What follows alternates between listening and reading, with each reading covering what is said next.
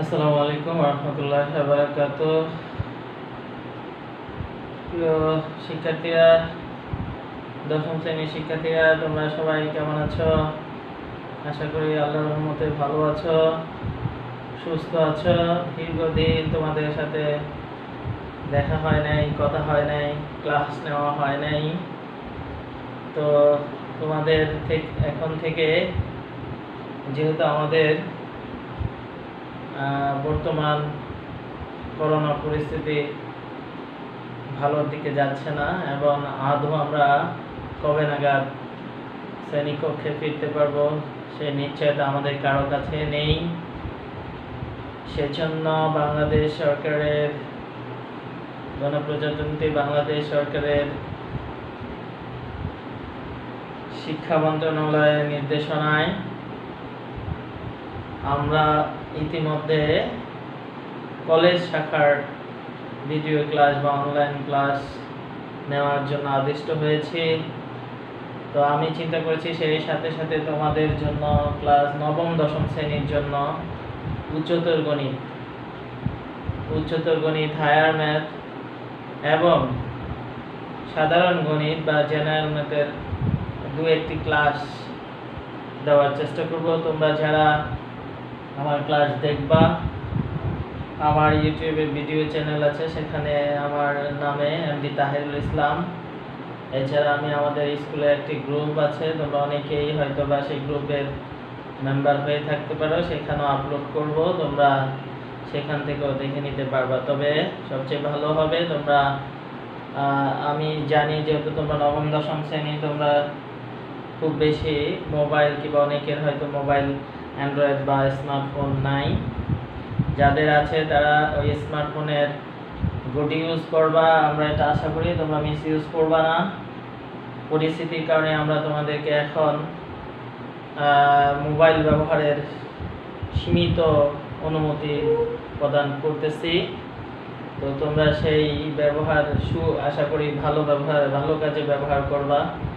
তোমরা আমাদের video class দেখবা। এছাড়াও অনেক এখন ফেসবুকে কিংবা বিভিন্ন মাধ্যমে বিভিন্ন প্রতিষ্ঠানের শিক্ষক মহোদয়গণ বিভিন্ন বিষয়ে ক্লাস দিচ্ছেন। তোমরা সেগুলো থেকেও জ্ঞান অর্জন করতে পারো বা বিষয়ভিত্তিক জ্ঞান অর্জন করতে পারো। যাই হোক, আমি আজকে তোমাদের উচ্চতর গণিত একাদশ অধ্যায়ের থেকে কিছু আলোচনা করব।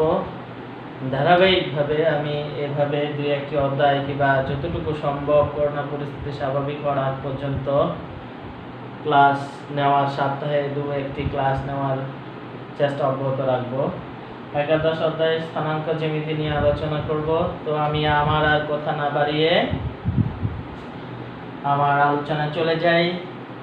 আমরা স্থানাঙ্ক জ্যামিতি এই অধ্যায়ে আলোচনা করতে, আজকের যে আলোচনা করব সেই আলোচনা শেষে তোমরা যেটি জানতে পারবে বা যা জানতে পারবে তা হলো স্থানাঙ্ক জ্যামিতি কি, কাকে বলে, বিন্দু পাতন। তোমরা বিভিন্ন সময় শুনে আসবা এই শব্দটি, বিন্দু পাতন কি। এছাড়াও আমাদের এই বিন্দু পাতন করতে গেলে আমাদের আরেকটি আলোচনা আসবে যে চতুর্ভাগ বা কোয়াড্রেন্ট, তোমরা এটাও নাম শুনেছ।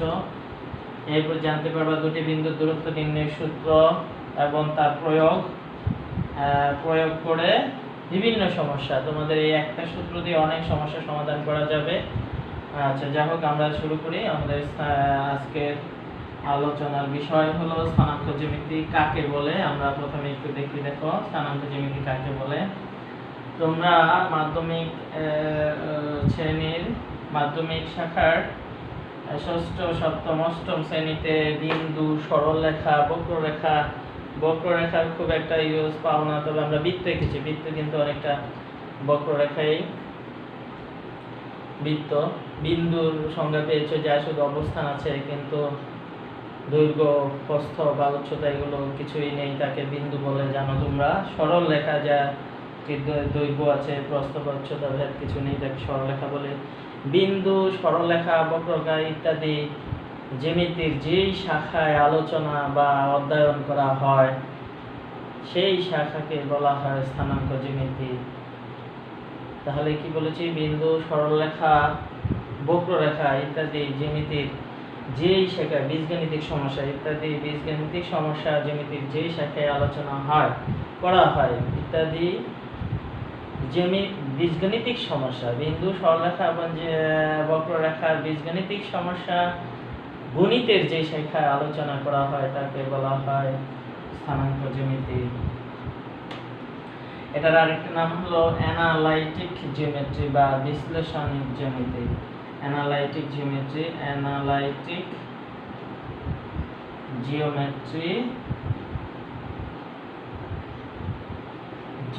তোমাদের বইয়ে সংজ্ঞা আরো ভালোভাবে আছে, তোমরা দেখে নিবে। অ্যানালাইটিক জিওমেট্রি অথবা বিশ্লেষণ জ্যামিতিও বলা হয় স্থানাঙ্ক জ্যামিতিকে।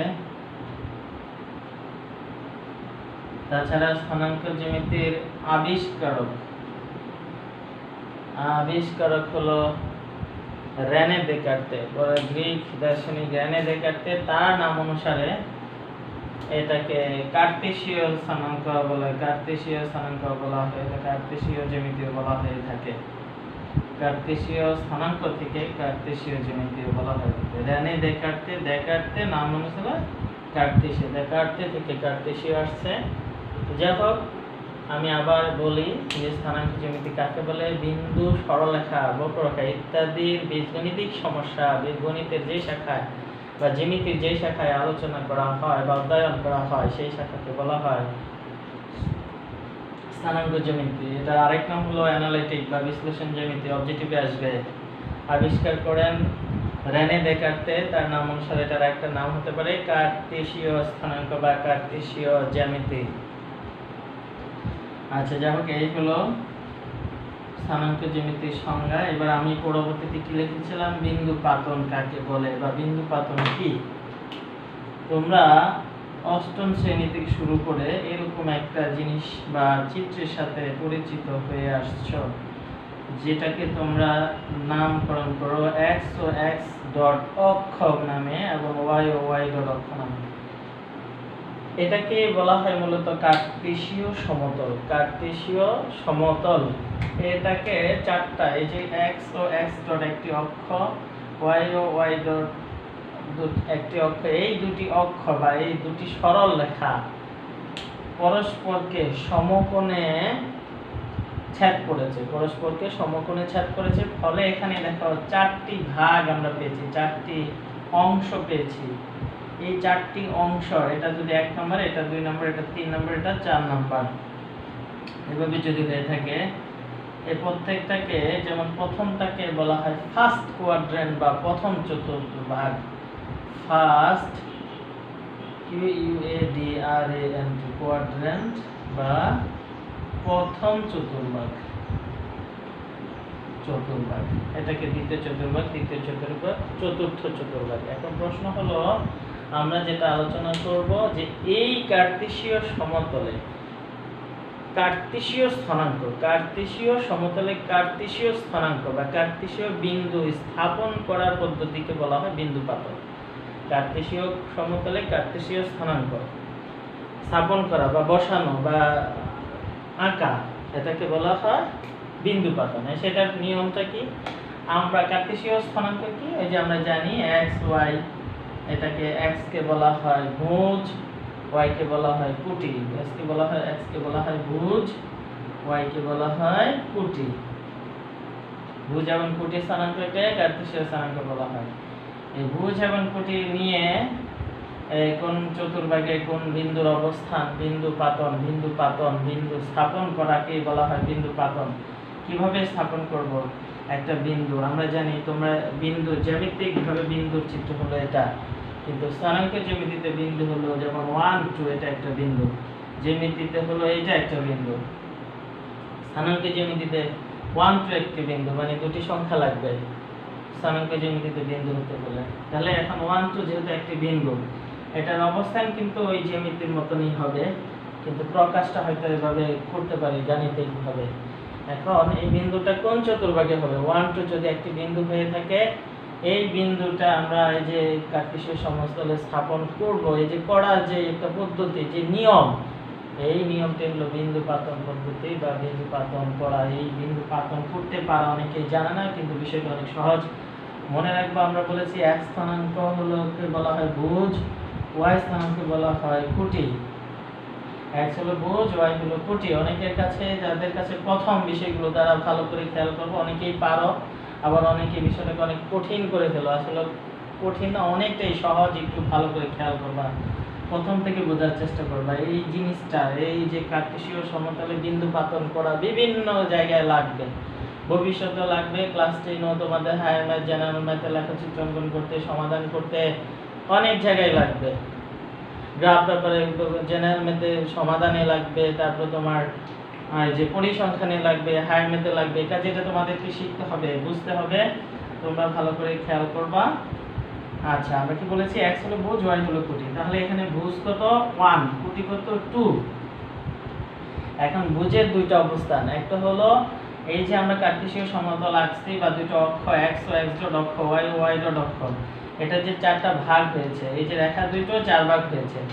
একটা রেখা দুটার একটা ভাগের নাম OX, আর একটা হলো OX ডট, আর একটা হলো OY, আর একটা হলো OY ডট। এদেরও চারটা, এটা হলো OX হলো, আর যে ওটা কি এখানে x ডট একটি x dot x x dot y y dot যদি দেখা হয়, ও হলো ছাদবিন্দু। এই ছাদবিন্দুকে বলা হয় মূলবিন্দু। ছাদবিন্দুকে বলা হয় কার্টেসীয় সমতলে বা স্থানাঙ্কের জ্যামিতিতে এখানে ওকে বলা হয় মূলবিন্দু। মূলবিন্দুর স্থানাঙ্ক সবসময় 0 0। মূলবিন্দুকে সাধারণত ও দ্বারা, ক্যাপিটাল ও দ্বারা প্রকাশ করা হয়, এবং এর স্থানাঙ্ক হলো 0 0।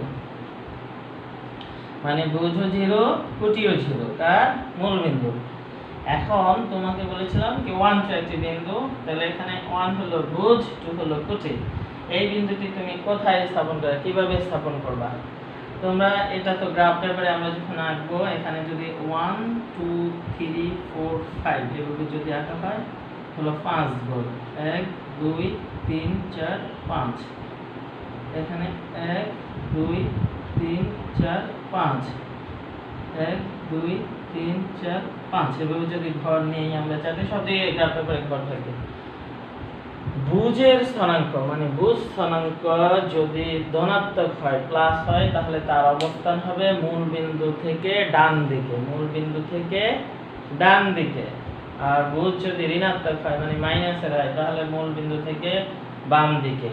কোটি স্থানাঙ্ক ধনাত্মক হলে মূল বিন্দু থেকে উপরের দিকে, কোটি স্থানাঙ্ক ঋণাত্মক হলে মূল বিন্দু থেকে নিচের দিকে। এখন প্রশ্ন হলো, তোমরা অনেকেই ঝামেলা করে ফেলো, স্যারে বলেছে ভুজ প্লাস হলে মূল বিন্দু থেকে ডান দিকে, তাহলে x এর মান 1 1 এসে এখানে ব্যাস গুণ দিয়ে দেব। বিষয়টা এরকম না, বিষয়টা একটু অন্যরকম। কিরকম দেখো, মূলত আমাদের তো 1 স্থাপন করলে হবে না, 1 2 একসাথে স্থাপন করতে হবে। এই জন্য আমরা x এর মান কত এখানে 1, তাহলে 1 আসলাম এদিকে, আইসা y এর মানও স্থাপন করে দুটো মিলে হবে অবস্থান। y এর মান কত 2, x এর মান 1 প্লাস ডান দিকে আসলাম 1 ঘর, y এর মান কত 2 2 ঘর উপরের দিকে যাবে, 1 2 উপরের দিকে আইসা এই যে অবস্থান, এটা হলো 1 2 বিন্দুর অবস্থান। তাহলে সহজ জিনিস, শুধু x এর মান বা y এর মান দিয়ে বসানো যাবে না, দুইটা চিন্তা করতে হবে। x এর মান হয় 1, ডান দিকে 1 ঘর যাইয়ে y এর মান যত সেটা যাইতে হবে, যাইয়া যে এখানে পাওয়া যায় y এর মান 2 2 ঘর যাইয়ে ওই জায়গায় বিন্দুটা দিব, যে সেটা হবে 1 2 বিন্দুর অবস্থান। তাহলে এই বিন্দুটার অবস্থান প্রথম চতুর্ভাগে। এবং এভাবে এই যে আমরা যে নিয়মটা অনুসরণ করে বিন্দুটা পাতন করলাম, বসালাম, সেটাকে বলা হয় বিন্দু পাতন। যাই হোক, আশা করি বুঝতে পেরেছো। আমি আরেকটা एग्जांपल দেই, পরীক্ষায় তোমাদের খুব আসে, ইম্পর্টেন্ট তা আসে যে এই বিন্দুটার অবস্থান কোন চতুর্ভাগে।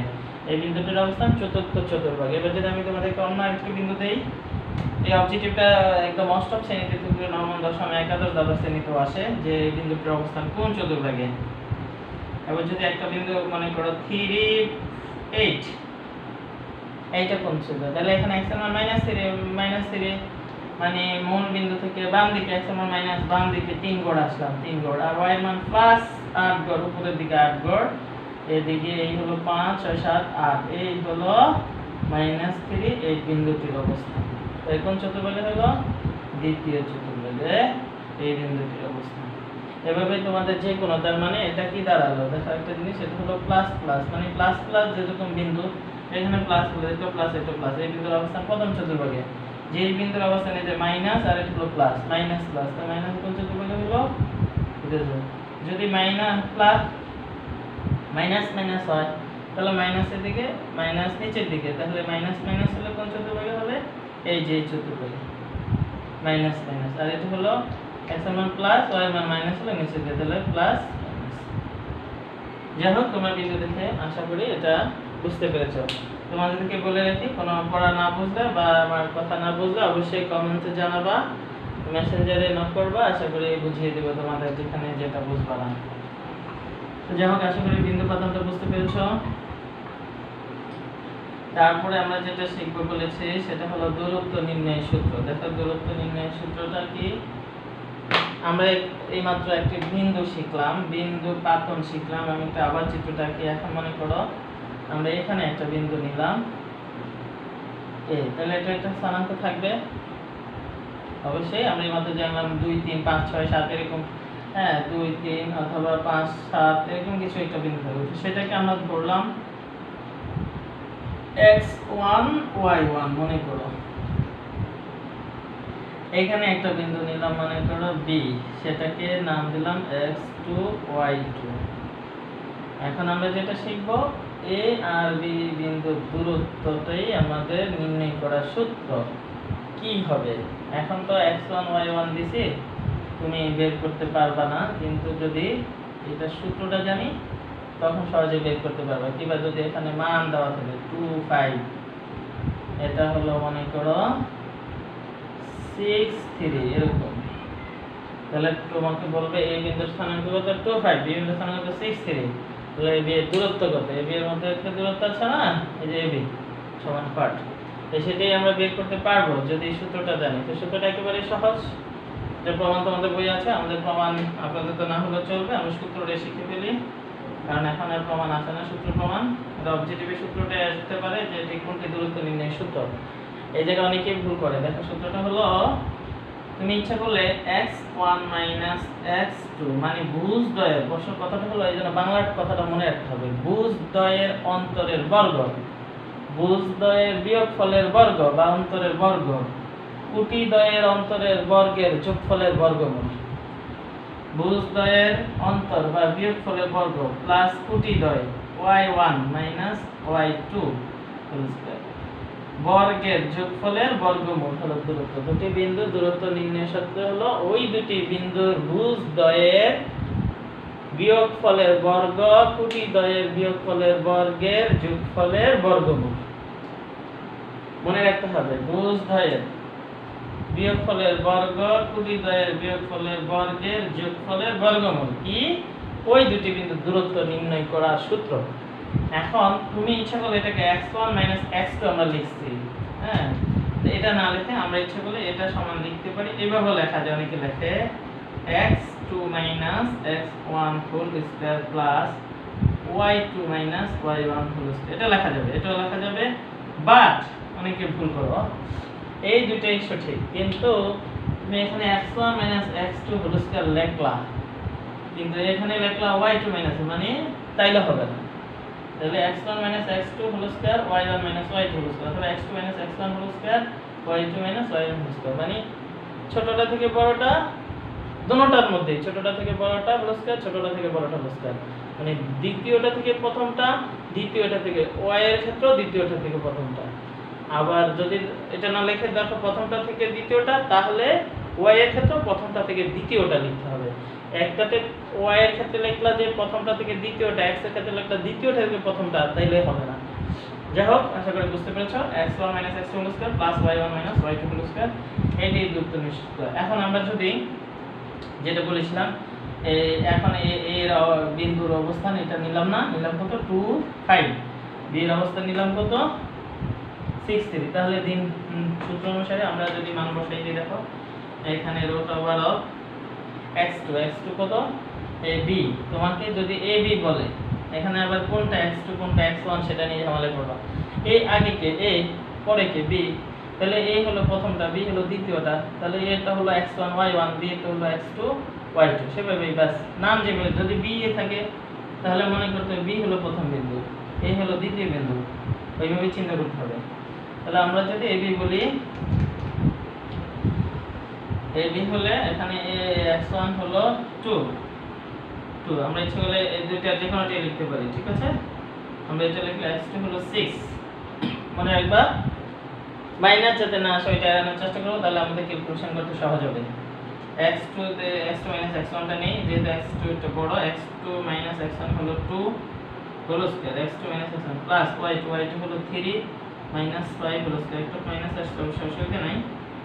তাহলে আমাদের কি হয়, এখানে দূরত্বটা হচ্ছে root over of 4 square plus minus 2 whole square equal to root over of 16 plus 4 root over of 28। এটাকে আমরা ইচ্ছে করলে 4 into 5 সমান 2 root 5 লিখতে পারি। বেশ, এটা হলো এই দুই বিন্দুর দূরত্ব। তাহলে দুটি বিন্দুর দূরত্ব নির্ণয়ের সূত্র এবং নির্ণয় করা যাবে কিভাবে সেটা আমরা শিখতে পারলাম। আশা করি বুঝতে পেরেছেন। এবার আমরা একটি দূরত্ব সূত্র সাহায্যে একটি প্রয়োগ বা একটি সমস্যা সমাধান করার চেষ্টা করব। দেখি তোমরা আশা করি বুঝতে পেরেছ। তোমরা আমার এই আলোচনাগুলো ধারাবাহিকভাবে শুনবা। আশা করি আজকে এই আলোচনাটি পরবর্তীতে আমরা আজকে যেখানে শেষ করব সেখান থেকে শুরু করব। আর এই অধ্যায়টি মোটামুটি সহজ আছে, তোমাদের বোধগম্য হওয়ার মতো। ঠিক আছে, যারা মনোযোগ দিয়ে দেখবা আশা করি বুঝতে পারবা। তাহলে আমাদের সূত্রটা আমি এখানে দুটি বিন্দুর দূরত্ব নির্ণয়ের সূত্র লিখে রাখি তোমাদের সুবিধার জন্য। দুটি বিন্দুর দূরত্ব নির্ণয়ের সূত্রটা লিখে রাখি root over of x2 - x1 whole square plus y2 - y1 whole square। হ্যাঁ, ভুজদ্বয়ের বিয়োগফলের বর্গ যোগ কোটিদ্বয়ের বিয়োগফলের বর্গের বর্গমূল। ওকে, আচ্ছা, এবার তোমাকে বললো যে এটি সমস্যা তোমাদের বইয়ে আছে, আমি ওখান থেকেই দেখাই। একটা সমস্যা মনে করে দেওয়া আছে এরকম a25 b - 11 ও c21 বিন্দুর একটি ত্রিভুজের শীর্ষতা। এটা হলো এ বি সি, তিনটি বিন্দুর একটি ত্রিভুজের শীর্ষত্রয়। প্রশ্ন হলো ত্রিভুজটি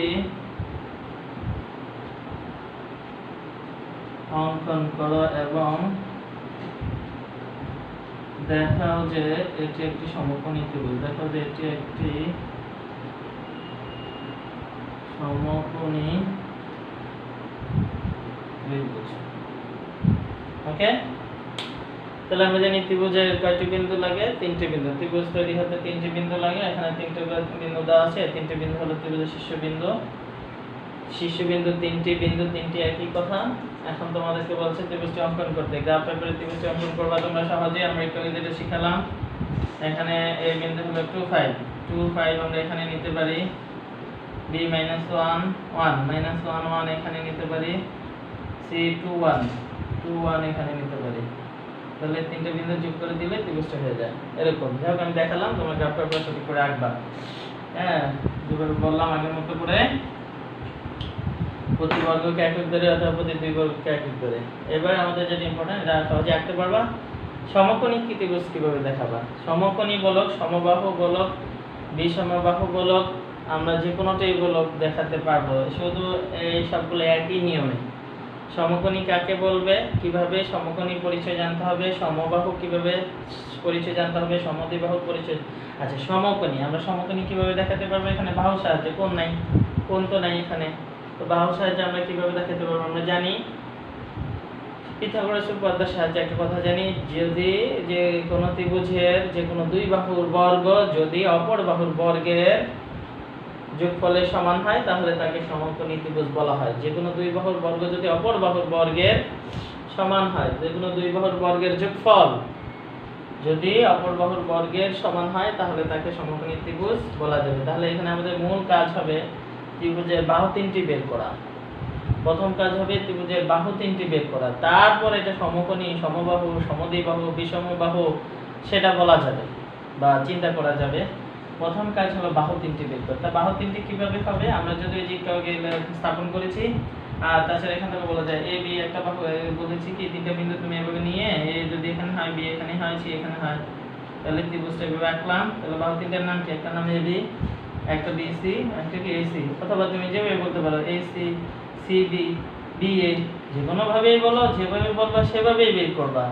এ বি বললে এ বি দূরত্ব সূত্র হবে, বি এ বললে সূত্র খেয়াল রাখতে হবে, ওই জায়গায় ভুল করে সমস্যাটা হলো ওখানেই তোমরা ভুল করো। এ বি বললে প্রথম বিন্দু এ, দ্বিতীয় বিন্দু বি, মানে x1 হবে a এর স্থানাঙ্ক, x1 y1 হবে, আর b এর স্থানাঙ্ক x2 y2। যদি তুমি b এ বলো তাহলে b এর স্থানাঙ্ক হবে x1 y1, a এর স্থানাঙ্ক হবে x2 y2। যদি তুমি ac বলো a এর স্থানাঙ্ক হবে x1 y1, b এর স্থানাঙ্ক হবে x2। যদি c এ বলো c এর স্থানাঙ্ক হবে x1 y1, a এর স্থানাঙ্ক হবে x2 y2। ওকে, তারপর বের করি, দেখি তিনটা বাহু বের করি, a b b c, c a বের করি, তারপর দেখি কি হয়। এই আমরা প্রথমে a b বের করি। দেখো a b √, এখানে দেওয়া আছে, আমরা লিখতে পারি x2 হলো -1, x1 হলো 2, তাহলে -1 হলো এখানে আছে সূত্রের মাইনাস, আর x1 হলো x2 হলো -1, আর এটা হলো সূত্রের মাইনাস, আর এখানে x1 হলো 2 হোল স্কয়ার প্লাস y2 হলো 1, y1 হলো 5, তাহলে -5 whole square equal to √3 whole square plus -4 whole square equal to √9 plus 16। 9 plus 16 তোমরা এটা জানো, √, কত? 25, মানে হলো 5। তাহলে আমরা এই বি মান পেলাম কত? 5। এবার আমরা দেখি বিসি বের করি। বিসি হবে √, বিসি, তাহলে বিসি হলে x2 হবে 2 মাইনাসে মাইনাসে প্লাস হয়ে যাবে, এই যে 2x2 হলো 2 মাইনাস x1 হলো -1, তো -1 আর মাইনাস প্লাস y2 হলো 1, y1 হলো 1, 1 - 1 হোল স্কয়ার, তার মানে √3 স্কয়ার, আর এখানে 0 হয়ে যাবে, ইকুয়াল টু 9, √9 ইকুয়াল টু কত? 3। তারপরে ac বা c যাই বলো না কেন, ac, তাহলে x2 হলো 2, x1 ও 2, x2 হলো 2, x1 হলো 2, 2 - 2 হোল স্কয়ার প্লাস y2 হলো 1, y1 হলো 5 -5 হোল স্কয়ার ইকুয়াল টু √, এখানে 2 টা 0 হয়ে যাবে, আর এখানে হবে -4 হোল স্কয়ার, -4 হোল স্কয়ার মানে 16 মানে হলো 4। এইবার আমরা কি বলেছিলাম? তাহলে একটা বাহু পেলাম কত? 5, একটা বাহু পেলাম কত? 3, আর একটা বাহু পেলাম কত? 4। তাহলে এখন আমরা চিন্তা করব, যেহেতু এটা তিনটা বাহু, এখন পরীক্ষা যদি বলতো যে দেখাও যে এটি সমকোণী ত্রিভুজ, না বলে বলতো যে বিষমবাহু ত্রিভুজ, তাহলে আমরা বলে দিতাম তিনটি বাহু তিন রকম অসমান, তিনটি বাহুই পরস্পর সমান নয়, সুতরাং একটি বিষমবাহু ত্রিভুজ বলে দিতে পারেন, তিনটা তিন রকম, ওইটাও বলা যায়। সমকোণী, তাহলে এবারে সমকোণী চিন্তা করি। সমকোণী কি বলেছিলাম? পিথাগোরাস বলেছিল যে কোনো দুইটি বাহুর বর্গ যদি অপর বাহুর বর্গের, যে কোনো দুইটি বাহুর বর্গের যোগফল যদি অপর বাহুর বর্গের সমান হয় তাহলে তাকে সমকোণী ত্রিভুজ। আমরা যদি এখানে 3 এর বর্গ করি, 3 এর বর্গ কত? 9, 4 এর বর্গ কত? 16, আবার 5 এর বর্গ কত? 25, তাহলে এই দুইটার বর্গ এটার বর্গের সমান, তার মানে এটা পিথাগোরাস সমকোণী ত্রিভুজ। এখন প্রশ্ন হলো, দেখাও অনেকে কি করবে, এটা বের করবে না, 5 লিখবে না, 5 লিখবে না, 5 লিখবে না, এগুলো লিখবে, লিখে তাহলে এবি মান কত হলো? √25, বিসি মান কত হলো? √9, এসি মান কত? √16। একই হিসাব, তুমি এটা যদি বর্গ করো 25, এটাকে বর্গ করলে 9, এটাকে বর্গ করলে 16, 16 আর 9 কত? 25। এটা লিখে করলে যা, না করে করলে একই কথা, করে করে এটাকে মান লিখে করলেও হবে, এইভাবে রেখে করলেও হবে। তাহলে আমরা কি লিখব? আমরা লিখতে পারি এখন bc² প্লাস ac² সমান সমান কত হয়? তোমার যদি এটা 9 এ লিখি তাহলে √9 হোল স্কয়ার, বা আমরা যেটা লিখছি কত? 3 3 আর এটা হচ্ছে কত 4 এটা হচ্ছে কত 5 তাহলে 3 square plus 4 square equal to 9 plus 16 equal to 25 equal to ab square মানে হলো 25 যেহেতু ab স্কয়ার সমান সমান ac square plus bc square সুতরাং ত্রিভুজ abc সমকোণী। এভাবে আমরা প্রমাণ করতে পারবো যে একটি ত্রিভুজ ABC ত্রিভুজটি সমকোণী। আশা করি বুঝতে পেরেছো। তাহলে আমরা কি করলাম, দূরত্ব সূত্রটা মূলত তোমাকে ভালো করে প্রয়োগটা জানতে হবে। x2 - x1 whole square plus y2 - y1 whole square. নিচে হলো x1 - x2 y1 - y2 লিখতে পারো। সেটা সূত্র লিখো। আমরা আবার একটু লিখতে পারি, দেখো ab এর মান ab x2 কত -1 x1 কত 2 তাহলে -1 -